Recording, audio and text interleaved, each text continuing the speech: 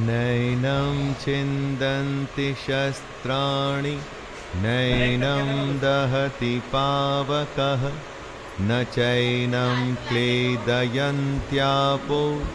न शोषयति मारुतः। इस आत्मा को शस्त्र नहीं काट सकते, इसको आग नहीं जला सकती, इसको जल नहीं गला सकता और वायु सुखा नहीं सकती।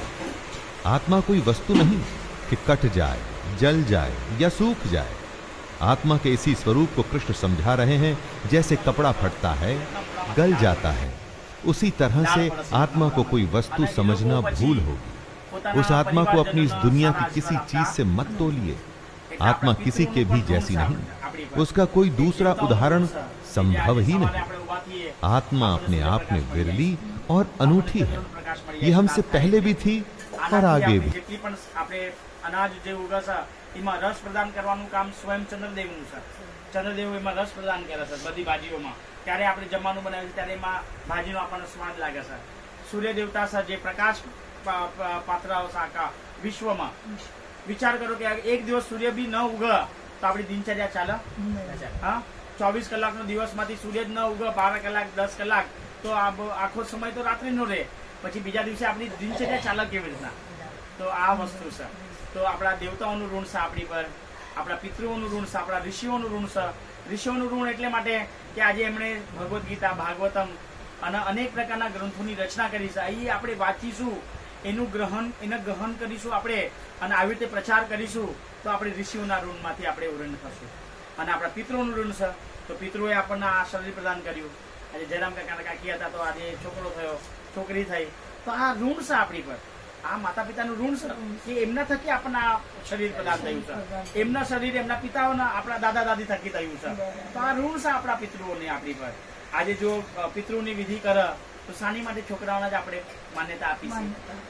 કેમ? કારણ કે છોકરો એ કુટુંબનો વંશ છે, એ વંશ પેલો આપણો આગળ વધાવે છે।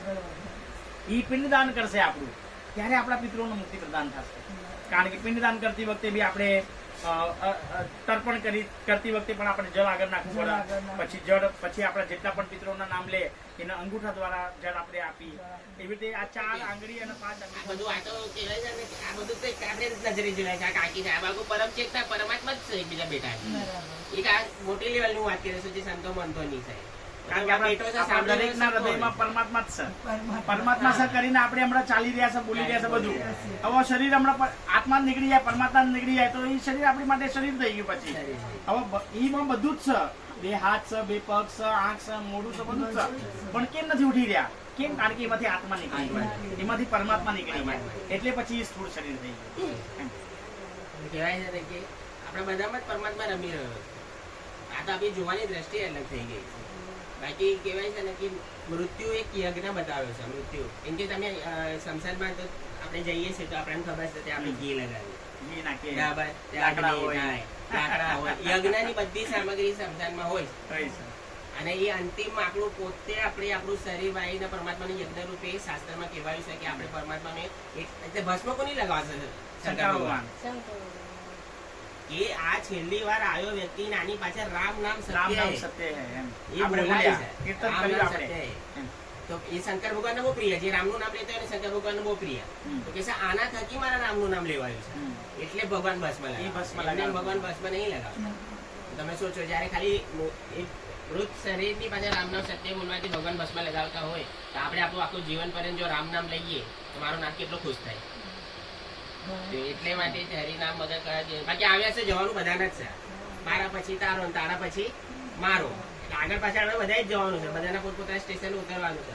પણ હરિનામનું ભાતું આપણે લઈ જઈશું તો આપણી માટે બહુ સારું છે। તો આપણે બચ્ચાઓને બી એ જ શીખાડીએ જેટલું હરિનામ વગર। બાકી સુખ તમને એમાં બી નહીં મળવાનું। જો આજે કરોડપતિ છે એ બી દુઃખી છે, કરોડપતિ છે એ બી દુઃખી છે। ખાલી સુખી કોણ છે? સંત લોકો સુખ છે।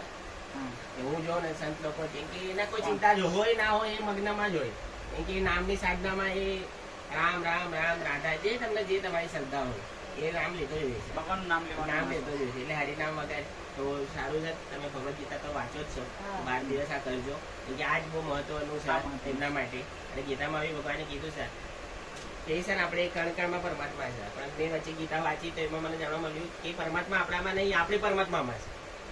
એમાં ગીતામાં પોતે કીધું છે કે હું બધામાં નહીં, બધા મારી અંદર. મારી અંદર સાચી જ વાત છે. એટલે હા, આજે ભગવાને વિરાટ સ્વરૂપ બતાવ્યું હા. તો એમાં ભગવાને અર્જુનને બતાવી દીધું કે જો તું તરત હું ખાલી નિમિત્ત બનાવું છું, બાકી આ બધાનું હું મારા મોઢામાં ગળી રહ્યો છું. અને ભગવાને વિરાટ સ્વરૂપમાં બધા જ દેવતાઓ દેવી દેવતાઓને બતાવી દીધા પોતાના શરીરમાં. એમાં શંકર ભગવાન બી છે, બ્રહ્માજી પણ છે, અનેક પ્રકારના દેવી દેવતાઓ છે. તો ભગવાને જ્યારે વિરાટ સ્વરૂપ બતાવ્યું ને ભગવાને કીધું કે આ બધા મારામાં જ છે, તે છતાં પણ આપણે આ માતાજીને પૂજી રહ્યા છે, આપણે ઓલી માતાજીને પૂજી રહ્યા છે. હવે આ બહુ મોટું વૃક્ષ હોય બરાબર, તો એમાં આપણે પાણી ક્યાં નાખીશું? મૂળમાં પાણી નાખી એટલે એના ઝાડને પણ, એના ડાળીને પણ મળી જાય, પાંદડાના પણ મળી જાય, એના ફળ હોય, ફૂલ હોય, એ બધાના જ પાણી મળી જાય. ક્યાં નાખ્યું આપણે પાણી? મૂળમાં. તો મૂળમાં પાણી નાખ્યું તો બધાને જ મળી ગયું. એવી રીતે ભગવાન પૂર્ણ પુરુષોત્તમ કૃષ્ણની ભક્તિ કરીશું ના તો પછી આપણને દેવી દેવતાઓની પૂજા કરવાની રહેશે નહીં. કારણ કે એક વખત આપણે કોઈને હરે કૃષ્ણ પણ બોલી લીધું ના તો 33 કરોડ દેવી દેવતા એમાં પ્રસન્ન થઈ જાય છે. એક વખત આપણે હરે કૃષ્ણ બોલ્યા તો એમાં સંપૂર્ણ ભગવદ્ ગીતા અને શ્રીમદ ભાગવતમ આવી ગયું. અને એક વખત આપણે કોઈને હરે રામ બોલી દીધું તો એમાં સંપૂર્ણ વાલ્મીકી રામાયણ આવી ગયું. તો આ મહત્વ છે નામનું. દેવી દેવતાઓની ભક્તિમાં અમે વિક્ષેપ નથી કરતા. એક પરણેલી સ્ત્રી આવેલી હોય ને ઘરમાં નવી, તો એના સાસુ સસરાની સેવા કરવી પડે, એના જેઠ જેઠાણીની સેવા કરવી પડે, એના જેટલા બીજા વડીલ હોય એ બધાની સેવા કરવી પડે એના. પરંતુ એના હૃદયમાં કોણ હોય? એનો પતિ હોય.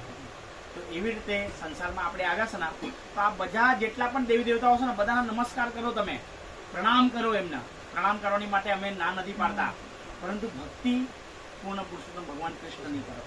કારણ કે એમની ભક્તિ કરીશો ને તો જેવી રીતે વૃક્ષનું મેં ઉદાહરણ આપ્યું કે બધા જ સંતુષ્ટ થઈ જાય છે, બધાને જ બધી વસ્તુ મળી જાય છે, એવી રીતે આ ઉદાહરણ છે. જેવી રીતે કે આપણને ભૂખ પણ લાગે છે તો બરાબર, તો ભૂખ વધારે 5 કલાકથી યા તો સવારથી આપણો ઉપવાસ હોય અને સાંજે જમવા માટે બેઠા હોય તો ભૂખ વધારે લાગી હોય તો ખાવાનું ડાયરેક્ટ આપણે હાથમાં લઈને પેટમાં નાખી દેતા નથી, પરંતુ એક કોડિયો લઈને એને મુખારવિંદમાં નાખી એને ચવાવી, 2 કોડિયા નાખ્યા, 3 કોડિયા, એમ આપણે આસ્તે આસ્તે ભૂખ સંતોષાય. તો એવી રીતના પૂર્ણ પુરુષોત્તમ કૃષ્ણની ભક્તિ કરશો તો દરેક દેવી દેવતાઓ પ્રસન્ન થઈ જશે. પછી આપણને બીજાને પ્રસન્ન કરવાની જરૂર રહેતી નથી. અને મૃત્યુનું કીધું, બહુ સરસ ઉદાહરણ આપ્યું કે મોત સે કિસકી રિશ્તેદારી, આજ મેરી તો કલ તેરી બારી. એટલે મૃત્યુ તો નિશ્ચિત છે જીવનમાં, પરંતુ ભગવાનનું ભજન કર્યું હશે, ભગવાનનું નામ જપ કર્યું હશે તો આ અંતિમ સમયમાં આપણને ભગવાન કૃષ્ણનું સ્મરણ થઈ ગયું તો આપણે આ 84 લાખ યોનિઓમાંથી બહાર નીકળી જશું, આ જન્મ મૃત્યુના ચક્કરમાંથી બહાર નીકળી જશું અને ભગવાનના ધામની પ્રાપ્તિ એક વખત થઈ ગઈ તો ફરીથી માતાના કુખમાં પણ આપણે આવવું પડશે નહીં. કહેવાય છે ને કે કાશીમાં અર્જુન બી કાશી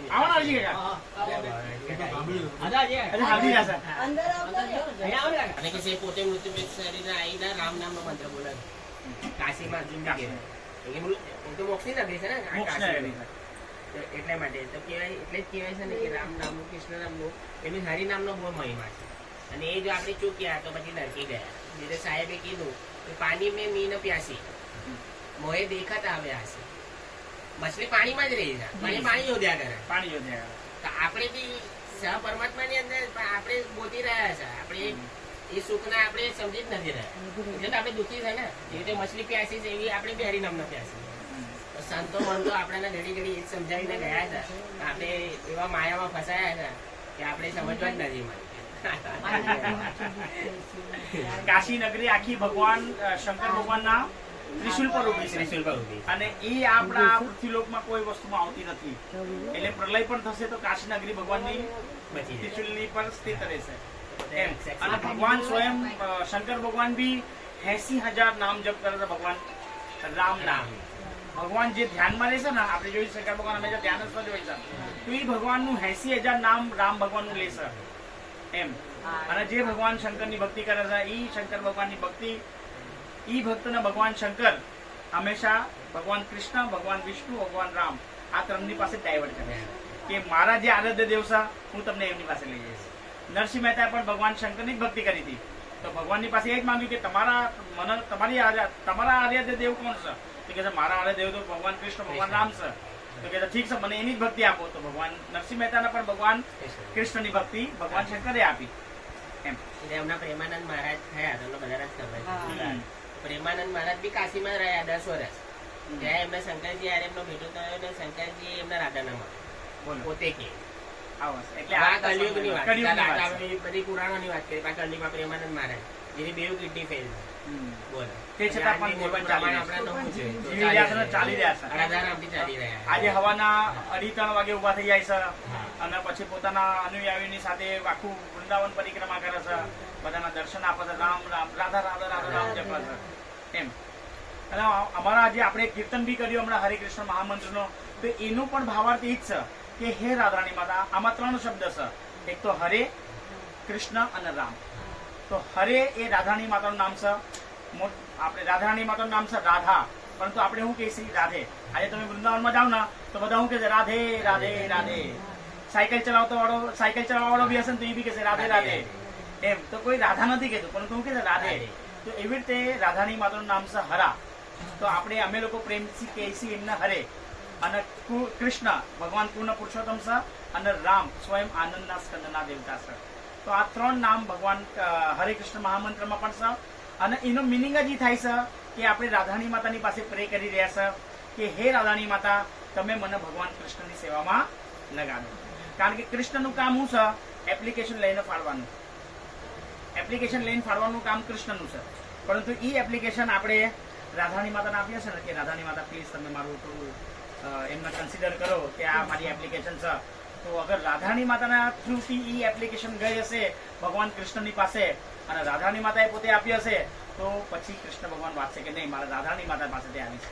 જેવી રીતે કે આપણે બહુ મોટી કંપની હોય, હવે જેવી રીતે કે અંબાની છે, અદાની છે, આ બધા મોટી મોટી કંપનીના માલિક છે, બરાબર. પરંતુ આપણી કોઈની સાથે એમાં ઓળખાણ હોય તો આપણું છોકરાનું કામ જલ્દી થઈ જાય, કે એને નોકરી જલ્દી લાગી જાય કે નહીં આ મારા એમ્પ્લોયીનો એમ્પ્લોયી છે અને મારા સગામાં છે અને હું એને આટલા વર્ષોથી ઓળખું છું, તો એમ કરીને આપણું કામ ફટ કરીને થઈ જાય.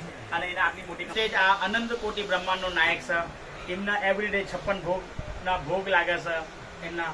તો આ બધી વસ્તુઓ ભગવાન કૃષ્ણના બીજે પ્રિય વસ્તુ છે. આપણને શાસ્ત્ર વાંચીશું તો જાણ થશે અને પછી આપણે એ ભોગ ભગવાનના ભાવથી અને પ્રેમથી લગાડશું તો નાની વસ્તુ કહેવાય છે ને કે દુર્યોધનના 56 ભોગનો ત્યાગ કરીને વિદુર કાકાના ઘરે ભાજી ખાવા ગયા. કેમ? કારણ કે ત્યાં પ્રેમ અને ભાવ હતો. એટલે ભગવાન ભાવ ગ્રહી જનાર્દન છે. એટલે આપણે ભાવથી અને પ્રેમથી જે અર્પિત કરીશું ને એ ભગવાન સ્વયં સ્વીકાર કરશે. ઓકે. જેસલ તોરલની વાત, જેસલ તો ભાઈ વાત કરી તો મને યાદ આવ્યું. જેસલ તો જ્યારે જેસલ કથા કરતા રહી એમ કે જયારે પીર થઈ ગયા જેસલ તોરલને બનાવી દીધા તો એમની કથા કરતા હતા તોરલની જેસલ.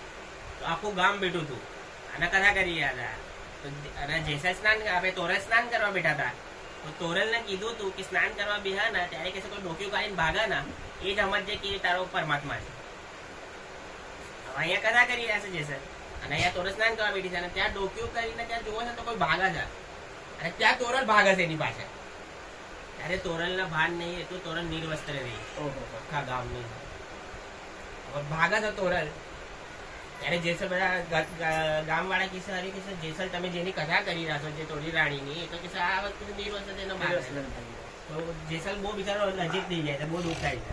થઈ જાય તોરલ આવે છે સ્નાન બીન કરીને કપડા વસ્ત્ર પહેરીને જયારે બેસે છે ત્યારે કહે છે તોરી રાણી કે તમે આવી રીતે ગયા તમારે જોવું તો હતું ભાન તો થોડું રાખવું હતું કે હું આખા જગત અને તારા એની માટે કે મારો 3 ત્રિલોકનો નાક કે ભાગ્યો કે એનો હું છોડું ભક્તિ તો આ લેવલ પર એમાં પછી ભાન ના રહે.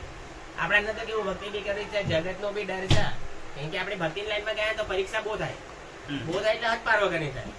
જે કે નરસિંહ મહેતાની થાય, મીરાબાઈની થાય, સંતો મંતો તો ઘણા આપણને તો હજુ તો ખબર બી નહીં હોય એવા લોકોને થાય. અને કલિકાલમાં બી હમણાંના બી એવા ઉદાહરણ છે ને આ તો આપણે બેહીશું પાછા હમણાં ઘણો સમય થઈ ગયો છે. કલયુગના બી એવા ઉદાહરણ છે ને કે આપણે કાપી દઈએ. એ તો સાંભળ્યા બહુ ભયાનક વર્ણન છે શ્રીમદ ભાગવતમમાં કે આજે તો આપણે કલયુગના ફર્સ્ટ ફેઝમાં છે. આજે કલયુગની અવધિ છે 4,32,000 વર્ષ.